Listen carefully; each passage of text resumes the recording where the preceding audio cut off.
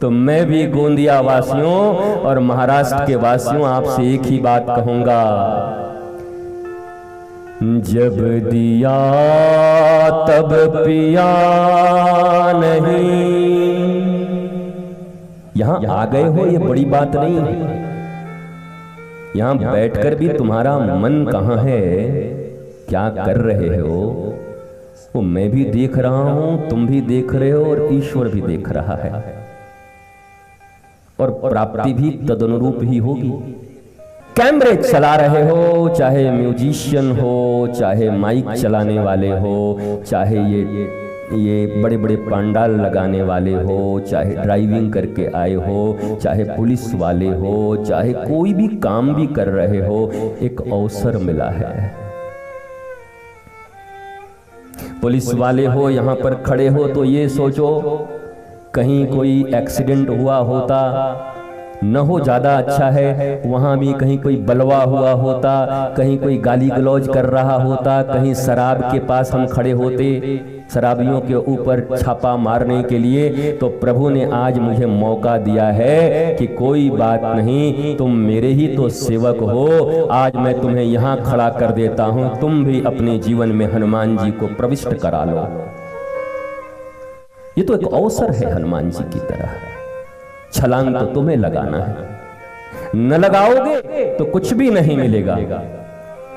यहां आकर भी, और मैं तो अक्सर कथाओं में कहता हूं बरसाताई जी कि कथा में आओ तो अपने लोगों के साथ मत बैठो, जिससे बिल्कुल बनता ना हो, बातचीत ना होता हो, उसी के बगल में बैठो। कोई बातचीत ही नहीं होगी, ठीक से कथा सुन लोगे। अपना वाला तो पता नहीं क्या कहेगा, पता है वो साड़ी देखी कि नहीं, मीनाक्षी बरम की साड़ी लाई, बोला ये पता है अभी देख रहे हैं। क्या कारण है कि प्रफुल्ल पटेल ये कथा करवा रहे हैं, कोई मामला तो नहीं है, कोई यही सोच रहा है बैठकर।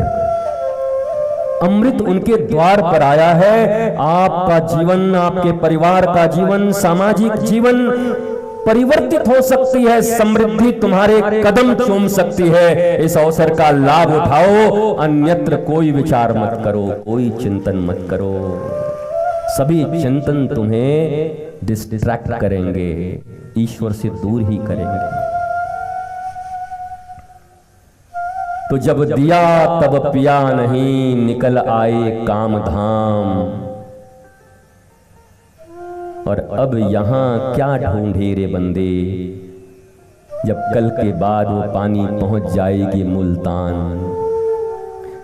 और मैं तो ये कहता हूं, जो आगे जो लोग बैठते हैं ना, कोई आए तो उनको आने दो, बेचारे कथा सुनने आ रहे हैं। तुम काहे को अपना इतना अमूल्य समय इस प्यारी सी आंखों को ऐसे करके इतना 360 डिग्री पे क्यों ले जाते? ये तो मस्त बनाया गया है, ऐसा सीधा उधर से उधर, और जगह जगह एलईडी भी लगा दी गई है कि उसी पे टिकाए रखो ऐसे करके। आंख ऐसे, कान ऐसे, काम बन जाएगा। और नहीं से देख कौन है, गायकोंडे जी, ना गायकोंडे ना तो हमको देश पांडे लग रहा है, देश पांडे थे, क्या मतलब? उन्हें भी आने दो, बैठने दो, उन्हें भी लाभ लेने दो। तुम तो पहले से बैठे हो, तुम्हारा अधिकार ज्यादा है हनुमान जी के ऊपर में, तुम ज्यादा ले लो। बस एक बार जरूर मुस्कुरा लो कि थोड़ा देर करके आए हो, मैं तो पहले आ चुका हूं। हाँ, इतना रखना चाहिए भाव, भीतर से देर से आ रहे हैं, हम तो पहले ही आ गए हैं, ये भाव रखो। क्योंकि कथा में, और कथाकार कोई है तो उसकी रिदम होती है, वो बोलता ही रहता है, कुछ न कुछ अपना कहते ही रहते हैं, वो सीखे ही रहते हैं, उनकी आदत होती है। बोलना सीख जाओ, आदत हो जाए तो। अब जो ये वायलिन बजाते हैं, इनकी साधना है, इनकी आदत है, आंख बंद करके ही बजाएंगे तो पता नहीं कितना बढ़िया बजाएंगे। कथा में जब पहुंच गए तो कथा में फिर एक ही काम है कि एकाग्र चित्त होकर, एकाग्र का अर्थ होता है एक को अग्र कर देना। एकाग्रचित माने कॉन्सेंट्रेशन, मतलब क्या होता है? बी कॉन्सेंट्रिक, एकाग्र, एक को अग्र कर दिया। किसको अग्र कर दिया? बोला कानों को अग्र कर दिया पूरी तरीके से, और मन को कह दिया कि तो चुपचाप बैठ। अब मन कहे कि मैं लंदन जाऊंगा, तो बोला जा घूम के आ जा, तेरी औकात है तो जा घूम के आ जा, हम नहीं जाएंगे। मन को हराने का एक तरीका है। मन से हमने कभी युद्ध किया ही नहीं, हम तो मन को ही स्वयं मान के बैठे हैं, मैं मन हूं। और जो मन है ये निश्चित समझो जीवन में उसे कभी भी आनंद और शांति नहीं मिल सकती। ध्यान से सुनो, ये आध्यात्म की गहरी से गहरी बातें मैं यहां पर कह रहा हूं। जो स्वयं मन है वो चाहे जितना भी सक्सेसफुल अपने आप को समझे, समृद्ध हो जाए, धनवान हो जाए, पद पर चला जाए, पर फिर वो आनंदित नहीं हो सकता। तुम मन को देखने वाले हो। तुमसे अच्छा तो विद्या बालन जानती थी, दिल तो बच्चा है जी, किसी पिक्चर में गा दिया था, मन तो बच्चा है जी। मतलब मन तुम्हारा है, तुम मन नहीं हो। और ऑलवेज उस मन को देखा करो ऐसे करके। अच्छा, रबड़ी मिलने पे तो बड़ा उछलता है, और आज सूखी रोटी मिल गई तो रोने लगा। डिटैचमेंट, मन के साथ डिटैचमेंट।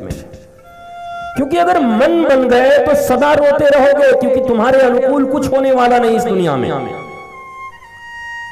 तुम जितनी भी प्लानिंग कर लो तुम्हारे अनुकूल नहीं होगा। और हनुमान जी से अगर सीखोगे तो हनुमान जी तो अनुकूलता को भी बाधा मानते हैं।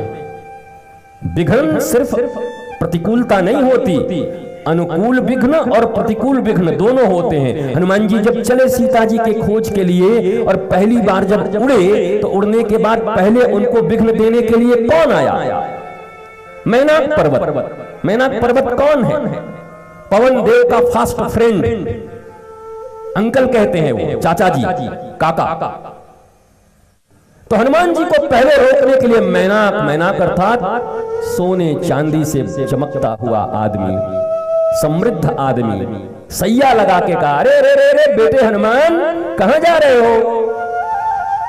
मैं हूं मैनाक काका। अरे आओ थोड़ा विश्राम कर लो बेटा, जरा देखो अभी अभी घर बनवाया है, जरा देखो कैसा है। सोने का पहाड़, मतलब कितना समृद्धवान अपना आदमी। हनुमान जी ने क्या कहा? छुआ, प्रणाम किया, बकबक भी नहीं किया। हैं, हमारे लक्ष्य को तुम तोड़ना चाहते हो, तुम कैसे आदमी हो? अपने लोगों से बकबक भी मत करो।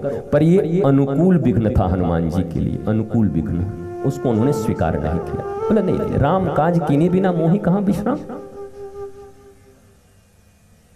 मैंने लक्ष्य तय कर लिया है, और लक्ष्य की पूर्ति तक मैं किसी विघ्न को स्वीकार करने को राजी नहीं हूं, चाहे मेरे अनुकूल हो चाहे प्रतिकूल हो।